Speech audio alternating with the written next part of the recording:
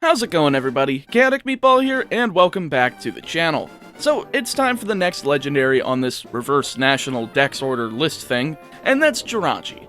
Personally, I've never had or used a Jirachi until this very video, so looking at its stats, and it's, of course, one of the base 600 mythicals, joining the club with Mew and Celebi as a base 100 for each of the 6 stats.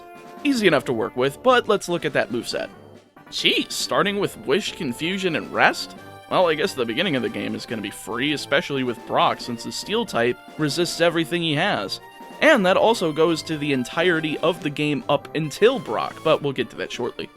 Swift at level 10, Psychic at level 20, Doom Desire at level 55. There's a ton of great stuff here, though I'm sort of sad that Jirachi can't get a better Steel type move. I'd say Iron Head, but that move is introduced in Generation 4. Iron Tail is only 75% accurate, and Jirachi doesn't have a tail. And the other 3 Steel-type attacks are Steel Wing, definitely not going to be usable by a non-flying type, Metal Claw, and Jirachi doesn't have claws, and Meteor Mash, and Jirachi doesn't have big enough fists to mash anything into pieces. Leave that to Metagross. Yeah, I guess that's fair enough, but other coverage with TMs like Water Pulse, Thunderbolt, Return, Shadow Ball, and Aerial Ace are going to be great.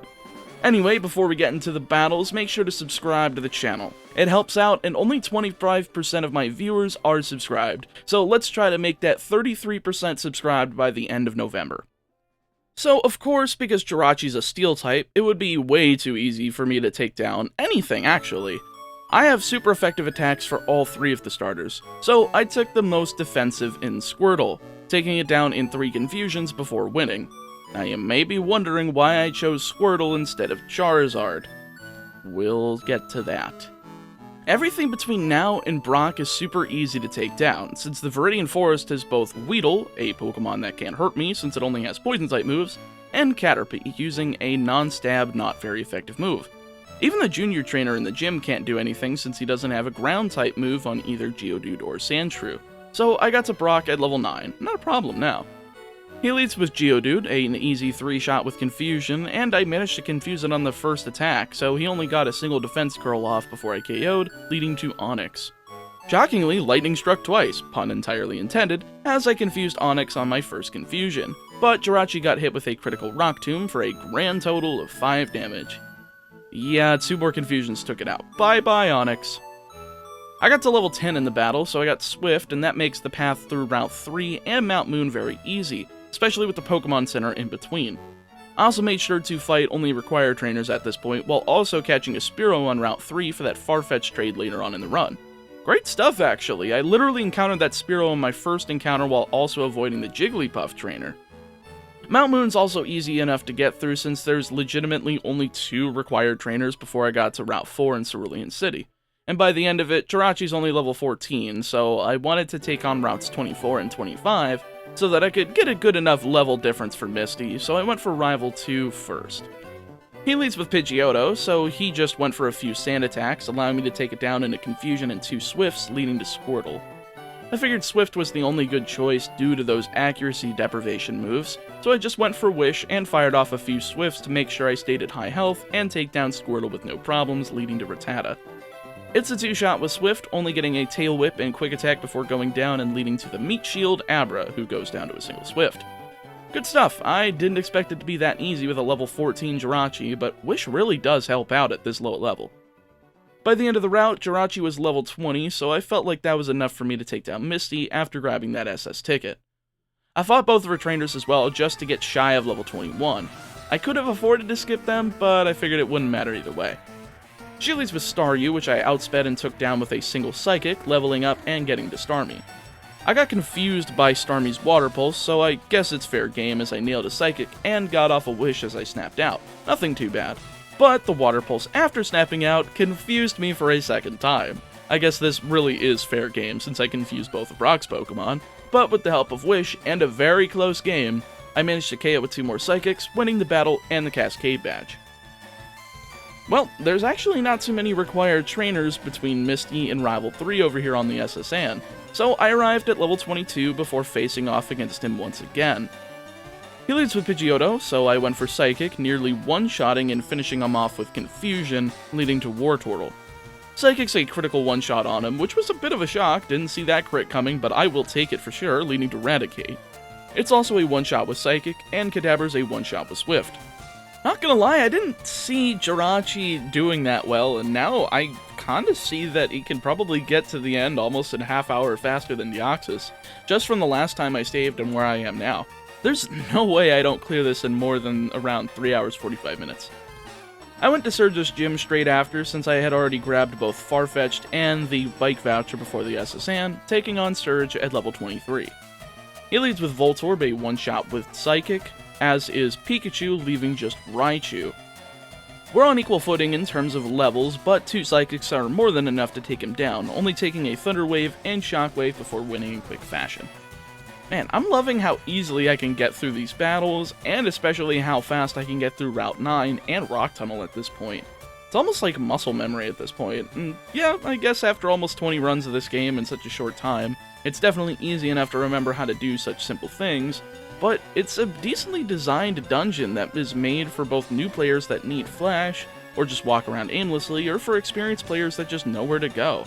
It's quite amazing that they managed to make Rock Tunnel that well designed, even though it's just a simple cave.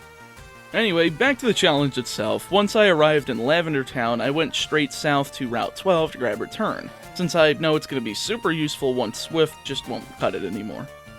Celadon City's up next, and I grabbed the tea and coin case before going straight for Erika, and her trainers, as usual, give a bunch of money, as I've said in prior runs. Since both Psychic and Confusion are easily able to take advantage of their poison subtypes, I'll freely take all of that money. Erika's also very easy at level 31, as she leads with Victory Bell, yet another poison type, so I took it out with Psychic, leading to Tangela, who falls to the same fate despite not being poison type, as does Vileplume. Literally perfect fight. Couldn't ask for anything more. Although I could just rub it in Erika's face again that she is not a problem in any of these runs whatsoever, but I digress. But what I could ask for is more of Giovanni's money. I saved in front of him with a time of 1 hour and 31 minutes, which is really fast for this point. He leads with Onyx, a one-shot with Psychic, leading to Kangaskhan second. Psychic isn't even a 2-shot at level 33, so he hit a Mega Punch for barely anything, and repeated the same before I took it out with a third Psychic, leading to Rhyhorn, who went down the same way as Onyx. I forgot to mention that I had already grabbed Fly before facing off against Giovanni, so after grabbing the Silph Scope, I flew straight over to Lavender to take on the Pokemon Tower and the 4th rival fight. He's surprisingly underleveled compared to me, despite the fact that I skipped quite a number of trainers. So much so that both Pidgeotto and Growlithe are one-shots with Psychic, and Wartortle was just shy of one, only getting off a single withdraw before falling to a Confusion leading to Executute. This was one of my considerations when I made the rival choose Squirtle. I figured if he chose Bulbasaur, I'd have an easy time with Venusaur because Psychic is a one-shot on that almost guaranteed. Charizard would be too easy since Thunderbolt would give me way too much of an advantage, as well as being neutral to Psychic and not really having the best special defense. But Blastoise, while yes, is super effective with Thunderbolt, it's not as easy to take down with said Thunderbolt, and Psychic doesn't do as much because it's very bulky. Plus, we have to consider the fact that, of course, Executute here and Growlithe are the other 2 members. Gyarados wouldn't be a problem if I chose Charizard because, again, ×4 weakness to Thunderbolt. Believe me, this is all planned out to make it as difficult as possible. Anyway, getting back to the fight itself, Swift doesn't even do half, so he's able to get off a single Leech Seed. That makes it harder to KO, but Psychic did a massive amount more compared to Swift, so I just KO'd with 2 of those, leading to Kadabra. Since Reflect is still up, Swift and Psychic are a 2-shot combo, winning me the fight. Not too bad at all, I should say. Right after the fight, though, I used both power point-ups that I got from Celadon and the Rocket Hideout on Psychic so that I could have another 4 uses of it. And since there's only a few required trainers in the Pokemon Tower, all of them are weak to Psychic types, so I just ran through them with Confusion, healed on my way up with the, quote, Purified Protected Zone, and beat up the Rocket Grunts before getting the Pokeflute. You know, does the Pokeflute, can you only play that one song that wakes up Pokemon? I mean, come on, you should be able to summon the Dragonzord or something with this thing. With that being said, I forgot to grab the bike itself by this point, so I just flew to Cerulean City, grabbed it, and went back to Celadon to run through Route 17, of course grabbing both the Power Point Up and Max Elixir before getting to Fuchsia. Oh yeah, Poison Gym. This should be a super simple sweep. Alliteration absolutely intended. Dang, that didn't work, but you know what did work? 1 Psychic on Coughing, 2 on Muck, 1 on Coughing number 2, and 2 on Wheezing to win the fight against Koga, in again, quick fashion. Heck, Wheezing couldn't even hit me with Tackle at the end there. He got destroyed. Alright, Silph Company time, and I, for some reason, can't avoid that trainer on the 5th floor while grabbing the card key. I swear, I'm trying to avoid him by not running, but he literally spins in my direction every single time. It's not a big deal, but it's still time loss. I didn't need to fight him. Anyway, I went to the bed to heal right next to the teleport to Rival 5, taking him on straight after. Pidgeot's up first, and Psychic is a 2-shot, only hitting a single Feather Dance before I got them both off and leveled up to level 40. Future Sight, no thank you. Second up is Growlithe, and it barely survives Psychic, hitting a Flame Wheel for nearly a third before going down and leading to Blastoise. It really couldn't keep up with damage in comparison to Wish, so I managed to take him down in 3 Psychics while getting my HP back to max with Wish, leading to Execute once again. I went for Double Edge, doing about a third as he paralyzed and seeded me, but Psychic did so much more even though it resists. Though, that might be because of the critical. Kinda forgot about Feather Dance, but no matter. Next out is Alakazam, who got off 2 Calm Minds before I used Wish, and a third after I got paralyzed again for the turn. But this Alakazam doesn't have any attacking moves, so I see no need to worry. So I just kept using Wish to survive Leech Seed and Future Sight, doing barely any damage at all with Psychic. I was starting to realize I needed to go over to Double Edge if I wanted to do any damage, but Reflect messes me up with that. Eventually, Paralysis just ended me, so I reset and gave it a Cherry Berry to make up for that paralysis and challenged him again. Pidgeot does the same thing as the first fight, going down into Psychics, leading to Growlithe. Psychic is still not a one-shot, so I just took a bit of damage from Flame Wheel again, and Blastoise just didn't do anything, finally leading back to Execute. I'm still an idiot and try to use Double Edge, but thankfully his second attempt to paralyze Jirachi missed, so I made it to Alakazam without much of a problem. Psychic does around a third as he used Future Sight, so I went for a second and dropped a Special Defense as he used Recover, not a big deal. I hit a third one lowering his Special Defense again as he used Future Sight, despite the first one still being active. So I just finished him off with a Confusion, winning the fight. Not bad. A simple solution for a simple problem. Giovanni's second battle is straight after, leading with Nidorino. I KO'd with 1 Psychic, obviously, leading to Nidoqueen. Though I didn't one-shot it, surprisingly, so it of course paralyzed me on the first Body Slam it attempted. Woohoo, time for Paralysis Lock again, since he legitimately held me down for so many turns in a row that I legitimately had to hit Wish and KO in a row before I would go down. Thank goodness, there's no way I'd lose to Giovanni, especially with a Legendary. That would just be embarrassing. And the third out is Kangaskhan, so I went for Wish again before he used Tail Whip and Rage. Rage! I 2-shotted with Psychic. Easy enough, and did the same with Rhyhorn. Surprisingly. I would have thought that Psychic would have been a one-shot, but what the heck. It's a Rhyhorn. Sabrina's my next target now that her gym is open, and she leads with Kadabra. Double Edge is a one-shot, barely doing any recoil to me, and leading to Venomoth. No need to take recoil damage when it's weak to Psychic, so Psychic it is, with Mr. Mime coming out third. Double Edge is a one-shot on it as well, leaving just Alakazam to go down to the same attack. I didn't think Double Edge would make this battle that easy. I thought I'd have to replace it with Return because Double Edge would do too much damage to myself. But hey, you can't doubt a base 100 physical attack and speed. After grabbing HMO 3 and 04, it's time for the only battle I haven't been looking forward to in this run, and that is Blaine.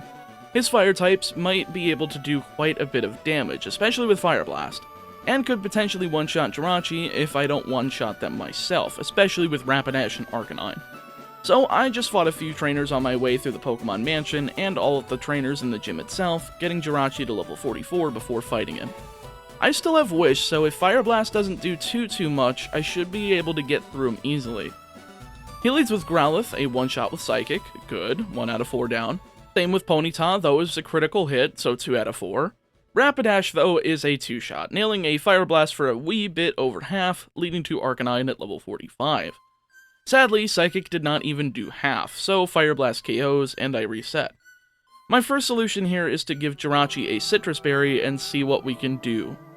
Both Growlithe and Ponyta are one-shots once again, though I got the crit on Ponyta again. Interesting coincidence. Rapidash did hit the Fire Blast again, letting my Citrus Berry pop and lead into Arcanine after a 2-shot. It's still one-shots from that range, so maybe I need to use Wish and some strategy, but we'll see. Third try, and Growlithe is not a one-shot, so that means it's a range, but he misses, so no big deal, as is Ponyta. So, both the ranges, that is not good at all for my chances of winning. I used the recoil of Double Edge to trigger my Citrus Berry, but again I lost. Alright, training time. The only trainer I thought would be helpful were the ones on the east of Cinnabar, so I took down one of them to get to level 45, then used 2 rare candies to see if that was enough. Sure enough, Growlithe and Ponyta were now one-shots without a range, so that's a great sign leading into Rapidash. Fire Blast of course crits, but if I crit on Arcanine, it's over.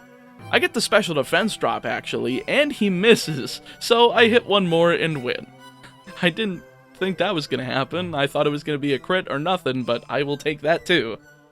This leaves a few rare candies for my Rival 6 and League Challenge, so I should be fine. So I went straight into Giovanni's gym and ran through everybody in there, since I've already established in older videos that there's tons of nearly full team, high-level trainers that are easily susceptible to Psychic-type attacks.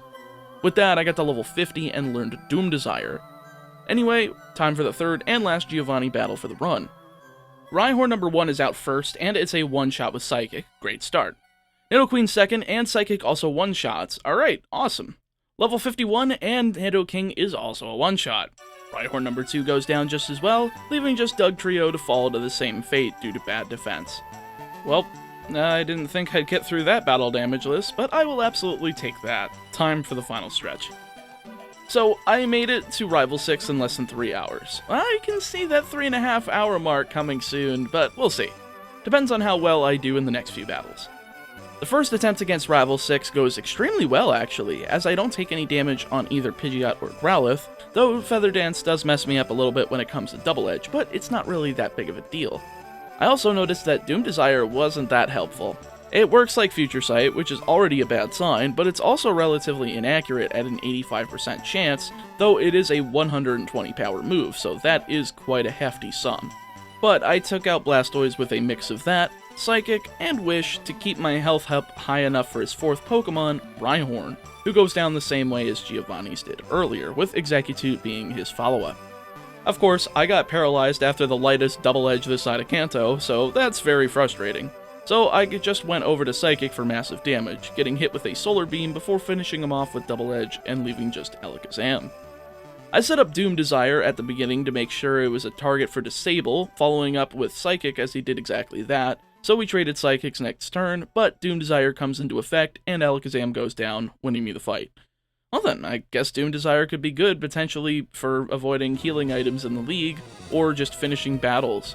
That sort of popped in my head at the end of this battle, and I definitely can take advantage of this with Lorelei, Lance, and the champion specifically, since Bruno and Agatha should be enough to just sweep with Psychic.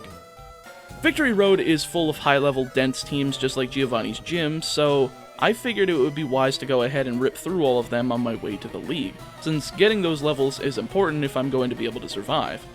Also, while we're here to comment on it while I have the chance, I got a few comments in my last legendary speedrun, in quotations, since they used RTA timing, real-time timing essentially, instead of in-game time.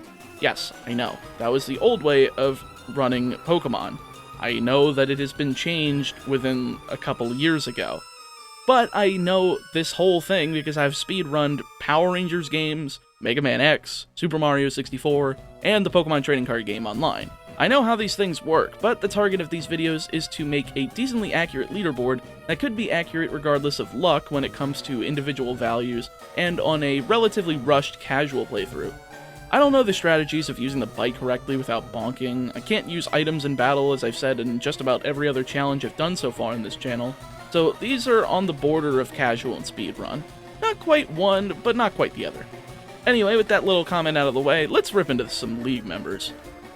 So I went in at level 54 and tried against Lorelei. Sure enough, what I'm realizing right now is that I didn't get Thunderbolt. Maybe these runs are filthy casual, since I always seem to forget one thing or another, or make a mistake to where it just increases the time it takes to do the run, but honestly, I can make it through without Thunderbolt. Plus, I don't know what I'd let go of it in place of it anyway. Maybe Doom Desire, but I want to keep that Steel-type move on just in case. Anyway, let's fight. Lorelei starts off with a beefy Dugong, and I just slightly have the level advantage. Psychic is a 3-shot, with her getting off a Safeguard and Surf before going down and leading to Cloister. Shockingly, it survives the Psychic and sets up spikes before she heals with a full restore, so I went for Double Edge to make up for that damage. I figured she'd end up going for Protect, so I set up the Doom Desire and Wish before going for another Psychic. Unfortunately, that one got protected, but Wish comes through as Doom Desire does a little bit, so I just set another one up as she used Protect, going down to Psychic next turn. Next out is Slowbro, and she has Yawn, so I basically had to keep up my HP with Wish, while being asleep and doing nothing. I hit a Psychic and Doom Desire goes through before I fall asleep, waking up in 2 turns to get off a Wish, and barely not KOing with Doom Desire and Psychic. And for some reason, she didn't even heal, so she got some more attacks off, all nullified by Wish, but it did take longer than expected to take it down. Fourth out is Lapras, who's a 4-shot with Psychic, so I had to alternate Wish and Psychic through Survivor Onslaught of Surfs. Then she realized it would be wise to confuse Jirachi, so she did with Confuse Ray. But Jirachi just kept powering through it, not hitting itself before snapping out and getting another Wish off. Barely surviving another Surf before healing and finally finishing it off with Double Edge and leading to Jinx. Of course, it's brittle, so I went for Double Edge, but it didn't one-shot, so I got put to sleep at very low health and hit with Ice Punch. But fortunately, I woke up on the second turn and finished her off with Double Edge, winning the battle with only 19 HP remaining. That was a little scary, definitely could have been cleaner with the use of a Chesto Berry and accurate positioning of Doom Desire, but I'm not mad for a first try. Bruno's up second, and his first Onyx is a one-shot, but his second Onyx actually is a range, so he hit Earthquake before healing and going down, leading to Hitmonchan, who's also a range, but he misses Rock Tomb before I finished him off with Double Edge, leading to Hitmonlee. Surprisingly, Hitmonlee's also a range, so he hits Brick Break as I tried Double Edge and finished him off with a Psychic, leaving just Machamp to get a critical Psychic to the face for the win. That was extremely sloppy. I could have definitely won that with a lot more HP if I had maybe used an additional rare candy, or something, maybe got some higher rolls, but some of those things aren't really on me. I'll take the win though. Third in the lineup is Agatha, whose Gengar, Golbat, and Haunter are all one-shots with Psychic, leading to Gengar number 2, who barely survives a Psychic and plays him back and forth thanks to a Shadow Ball, Citrus Berry, and Full Restore, but she's a range, so I set up a Doom Desire before she goes down to a second Psychic, leading to Arbok. Somehow this one's also a range, only hitting Screech as Doom Desire comes through for the KO and the win. I'm actually super surprised at how much Doom Desire has done for the last few battles. Picking up random KOs and hitting at the perfect time has just been great for results. With that though, it is time for Lance. I didn't change up my moveset, but I did finally opt to use the last 5 rare candies in my bag to get to level 61 and challenge him with a time of 3 hours and 27 minutes. I'm gonna be shy of that 3:30 mark, but hey, I'll take this compared to the 4-hour run of Deoxys' attack. He leads with Gyarados, so I went for Psychic, and it's actually a 3-shot, so he hits Dragon Rage and Bite before healing, and letting me get 2 more Psychics off before just 1 more Bite before I hit Double Edge for the KO, leading to Dragonair number 1. Going out of order, I see. Well, let's see how that does for you.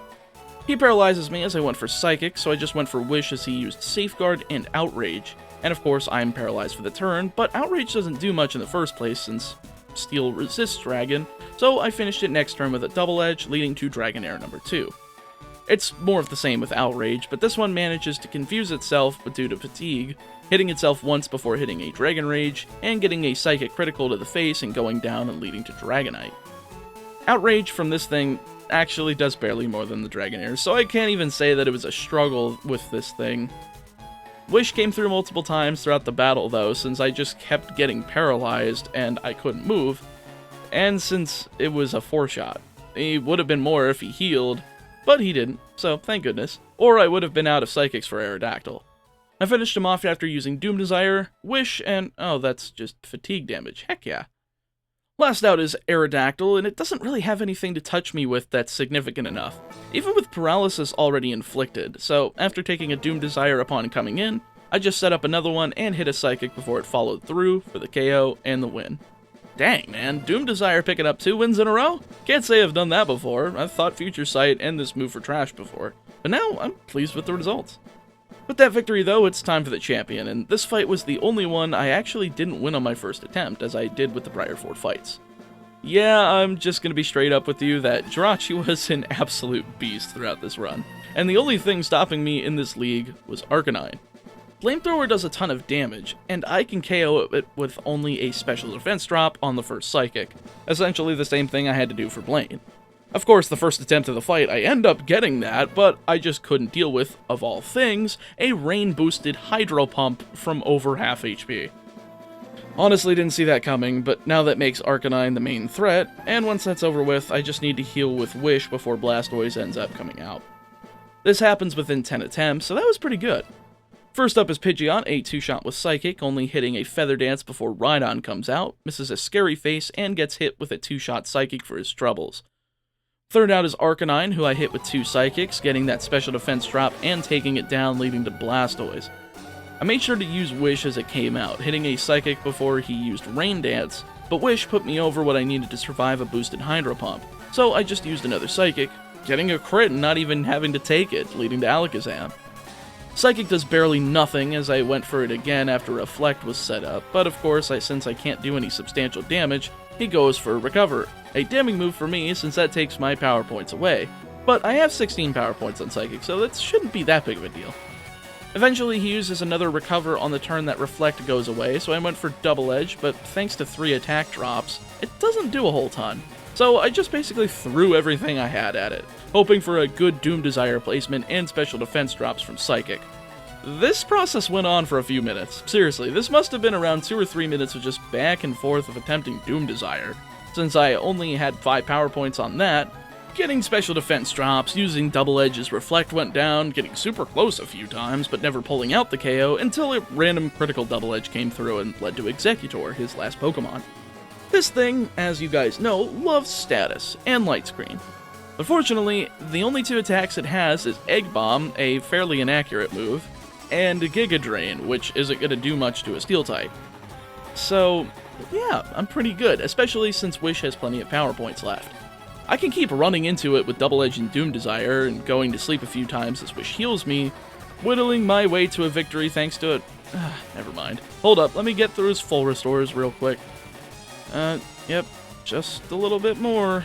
Oh, I'm out of Double Edge. Oh, he's out of Egg Bomb and is using Giga Drain. Well, this is PP Stall at its finest. It really did end up coming down to struggle, as I used my last 2 Double Edge attacks, getting him to half as a healed with my last Wish, and getting it put to sleep yet again, and just whittling him down with attack after attack. Fortunately, he didn't have any more attacking moves at this point, but the guy legit just kept putting me to sleep over and over again, so the battle went probably longer than Alakazam. There's another full restart. Oh wait, it's definitely going longer than Alakazam. Lord help me, this is taking way too long.